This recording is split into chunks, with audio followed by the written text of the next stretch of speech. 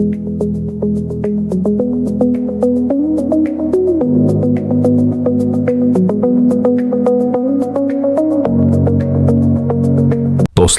salam. Nəfəs almaq həyatımızın ən təbii proseslərindən biridir. Biz gün ərzində minlərlə dəfə nəfəs alırıq və əksər hallarda bunun fərqinə belə varmırıq. Amma elə bir an gəlir ki, insan hiss edir. Sanki nəfəsim çatmır.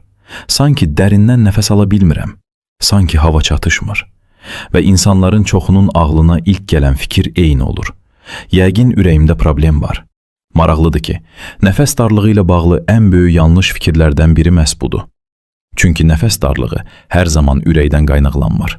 Bəzən səbəb ağciyərlərdə olur, bəzən qan azlığında, bəzən artıq çəkidə, bəzən isə stres və təşvişdə. Bugün çox vacib bir mövzudan danışacağıq. Nəfəs darlığı nədir? Niyə yaranır? Ən çox rast gəlinən səbəblər hansılardır? Və hansı hallarda bu vəziyyət diqqət tələb edir? Mən doktor Azərəm. Gəlin başlayaq. Əvvəlcə bir şey başa düşək. Nəfəs darlığı dedikdə insanlar fərqli şeyləri nəzərdə tuta bilər. Bəziləri deyir, nəfəsim çatmır. Bəziləri deyir, dərindən nəfəs ala bilmirəm. Bəziləri isə sadəcə əvvəl rahat gördüyü işi edərkən, indi daha tez yorulduğunu hiss edir. Məhz buna görə həkimlər nəfəs darlığını qiymətləndirərkən, ilk növbədə onun nə vaxt yarandığını soruşurlar. Çünki yalnız qaçarkən yaranan nəfəs darlığı ilə istirahətdə yaranan nəfəs darlığı eyni deyil. İndi isə ən çox rast gəlinən səbəblərdən danışaq. Birinci səbəb ağciyərlərlə bağlı problemlərdir. Bu tamamilə məntiqlidir. Çünki nəfəs alma sistemimizin əsas orqanı ağciyərlərdir. Əgər ağciyərlərin fəaliyyəti pozularsa, nəfəs alma da çətinləşə bilər. Məsələn, astma. Bu xəstəlik zamanı tənəffüs yolları darala bilir.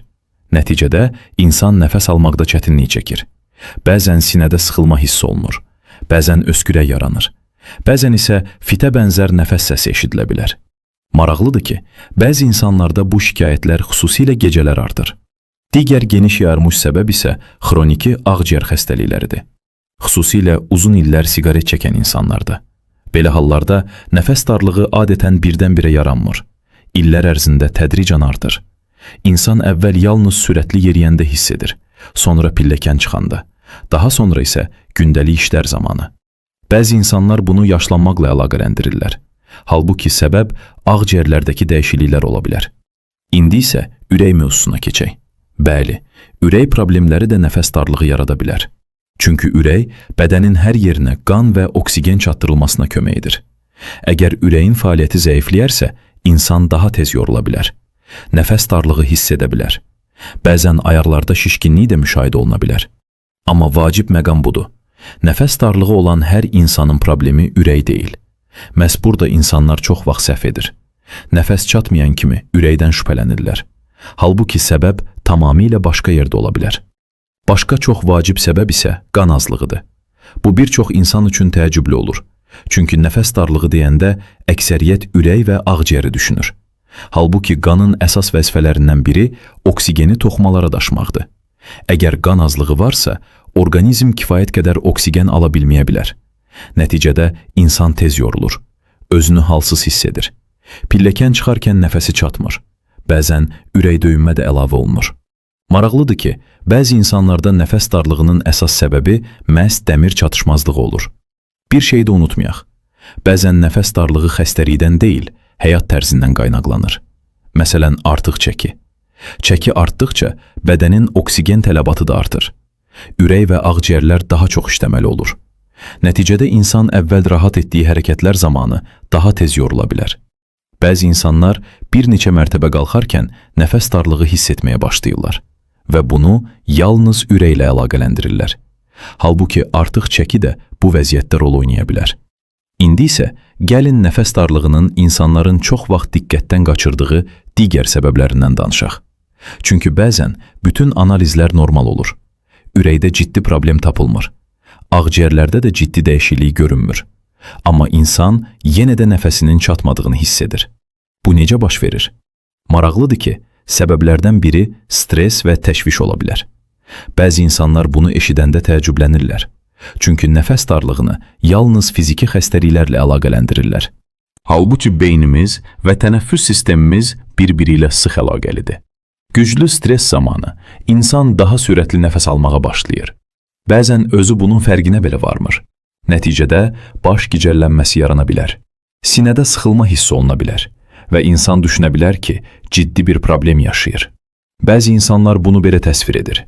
Sanki nəfəs alıram, amma hava çatmır. Sanki dərindən nəfəs ala bilmirəm. Sanki nəfəsim yarıda qalır. Bu hallar qorxuducu görünə bilər.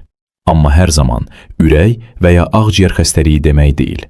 Yenə də səbəbi araşdırmaq vacibdir. İndi isə başqa maraqlı bir məqama baxaq. Bəzən nəfəs darlığı yalnız hərəkət zamanı yaranır. İstirahətdə heç bir problem olmur, amma insan pilləkən çıxanda və ya sürətli yeriyəndə nəfəsi çatmır. Bu zaman səbəblər fərqli ola bilər. Ürək damar sistemi, ağciyərlər, qan azlığı, artıq çəki, fiziki hazırlığın zəif olması. Məhz buna görə nəfəs darlığını yalnız bir səbəblə izah etmək mümkün deyil. Bir şeyi də unutmayaq. Uzun müddət hərəkətsiz yaşayan insanlarda da fiziki fəaliyyət zamanı nəfəs darlığı yarana bilər. Bəzən insan illərlə az hərəkət edir. Sonra birdən idmana başlayır və ilk günlərdə nəfəsinin tez-tez çatmadığını hiss edir. Bu hər zaman xəstəlik demək deyil. Amma yenə də şikayət davam edirsə, qiymətləndirilməlidir. İndi isə çox vacib suala keçək. Nəfəs darlığı nə vaxt təhlükəli siqnal ola bilər? Bu hissə xüsusilə vacibdir. Əgər nəfəs darlığı qəfil başlayıbsa, əgər sinə ağrısı ilə birlikdədirsə, əgər dodaqlarda və ya barmaqlarda göyərmə yaranırsa, əgər insan danışmaqda çətinlik çəkirsə və ya nəfəs alma getdikcə ağırlaşırsa, bu hallar təcili tibbi yardım tələb edə bilər. Çünki bəzi ciddi vəziyyətlər məhz bu cür əlamətlərlə özünü göstərə bilər. Başqa diqqət tələb edən vəziyyət isə gecələr yaranan nəfəs darlığıdır. Məsələn, insan yatır və gecə nəfəs çatmadığı üçün oyanır. Bu bəzi ürək və ya ağciyər problemlərində görülə bilər. Ona görə belə hallar diqqətdən yayınmamalıdır. Bir maraqlı fakt da var.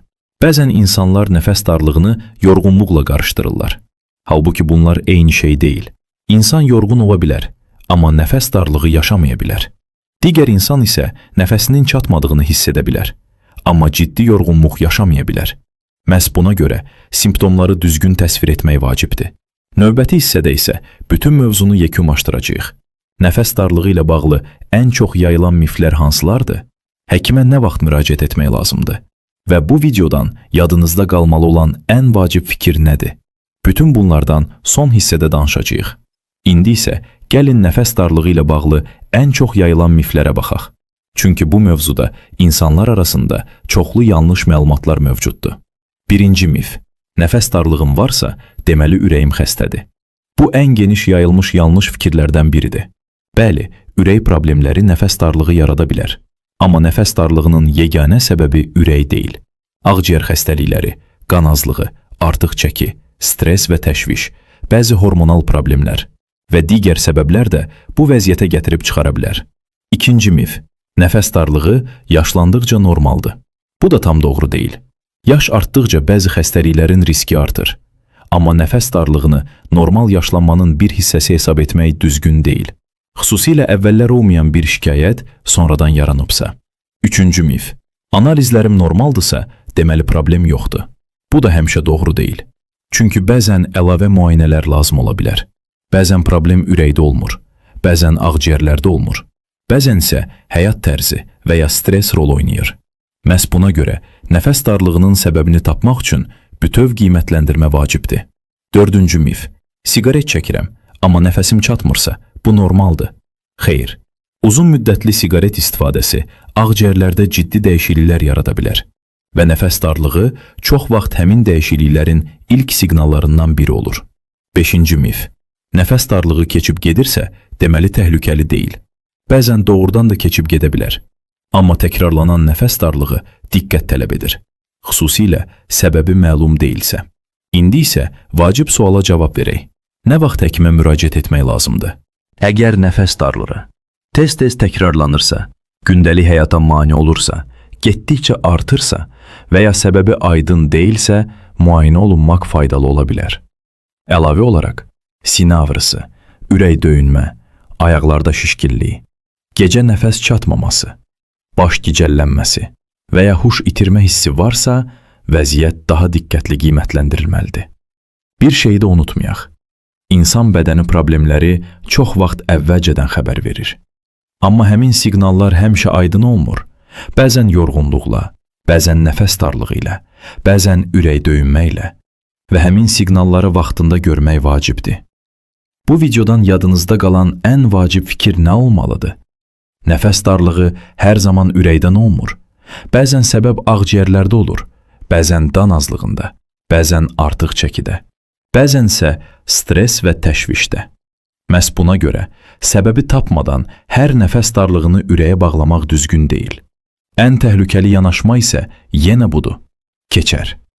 Bəzən keçir, amma bəzən orqanizm sizə vacib bir siqnal göndərir və həmin siqnalı vaxtında görmək böyük fərq yarada bilər. Bir şey də unutmayın. Məqsəd qorxmaq deyil, məqsəd məlumatlı olmaqdır. Çünki məlumatlı insan sağlamlığına daha məsuliyyətli yanaşır və lazım olan vaxtda müayinədən keçir. Mən doktor Azərəm. Əgər video faydalı oldusa, videonu bəyənməyi və paylaşmağı unutmayın. Çünki bəzən sadə bir məlumat kiminsə illərlə səbəbini bilmədiyi problemin cavabını tapmasına kömək edə bilər. Və növbəti videoda çox maraqlı bir mövzudan danışacağıq. Səhər ac qarına su içmək həqiqətən faydalıdır. Səhər su içmək bədənə nə edir? Həqiqətən maddələr mübadiləsini sürətləndirirmi? Detoks haqqında deyilənlər doğrudurmu? Və insanlar bu mövzuda ən çox hansı səhvlər edirlər? Bütün bunları növbəti videoda danışacağıq. Sağ olun, salamat qalın.